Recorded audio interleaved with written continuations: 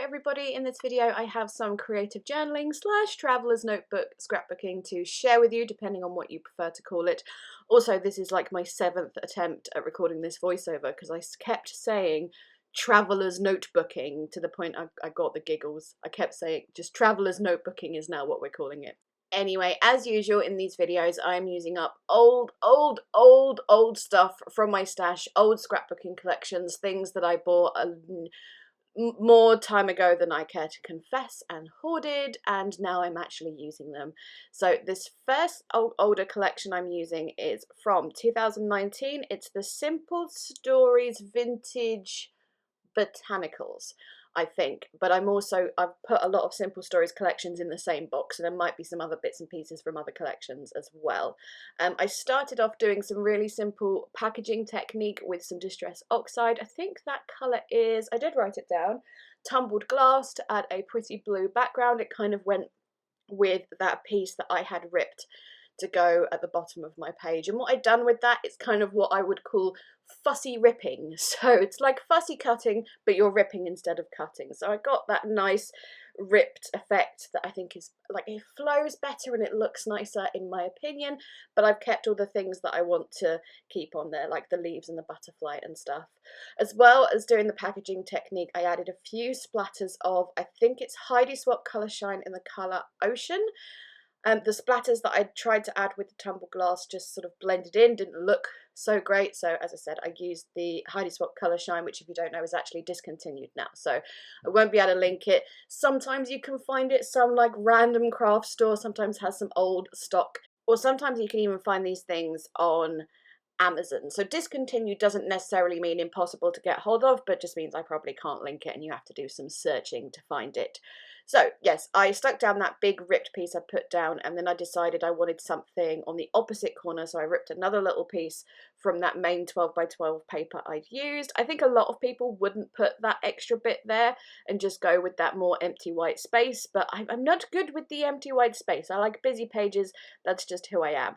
I also cut out that 3 by 4 journaling card or journaling spot to add my journaling to.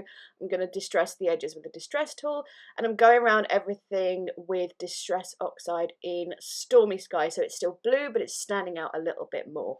Oh my goodness, this voiceover is cursed today. Someone just used the bathroom next to my studio and I didn't think you'd appreciate the sound of flushing in the background, so I just had to sit here and wait for that to finish. Anyway, I went through the stickers and embellishments and all the bits and pieces and pulled out some bits that I thought would work, and I just put them to one side. If they're stickers, I stick them like on there. I've stuck them down on my heat gun. I'll just stick them on a box or something nearby so I remember to use them.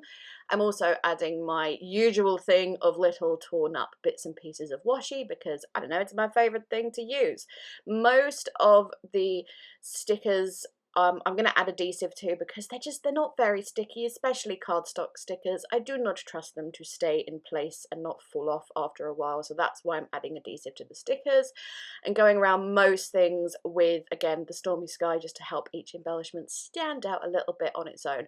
I also added that sort of vintagey looking blue ticket thing to the side. I thought it was just a nice thing. I like having little bits and pieces sticking out the sides and the tops of my journals, like it's a little tab to get to that page or something. Not that the page is, I don't want to say that it's not particularly special or anything. It's not that I want to highlight the page.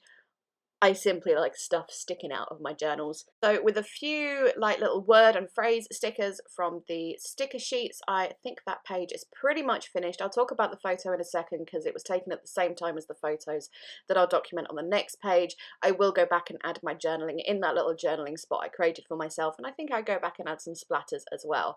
But for this next page, I wanted to use the Vintage Coastal collection because I wanted to go with a more sea theme with these pictures, because even though in the picture on the previous page you can just see the sea in the background, I really wanted to use the botanical collection, to be honest. But yes, went for a sea nautical theme for this one. I just chose some scraps that were in that box of that collection just to use some bits and pieces up. To add some mixed media to the background, I did spray that thing there, which was Mr. Huey's spray from, I think it's from Studio Calico, again, long discontinued. Can't remember what the colour is, it might be Sky. or something, but when I sprayed it, it was way more of a teal colour than I expected. So I've dabbed that away, and instead I'm adding some gouache, just wetting the page with my spray bottle and adding little bits of colour here and there. My journal that I'm using is made of Tomoe River paper, so it can take an awful lot of things that you throw at it without having to gesso it first. The pages do wrinkle slightly, but I quite like that effect, like it's really tactile and it makes the pages all crunchy when you turn them. I don't know, I just really like it. I did add some splatters, however, of that spray, the Mr. Huey's spray, and then lifted them off, like a little bit of the colour off with some kitchen roll, because I did quite like the colour when it was muted down a little bit, and I really like those splatters.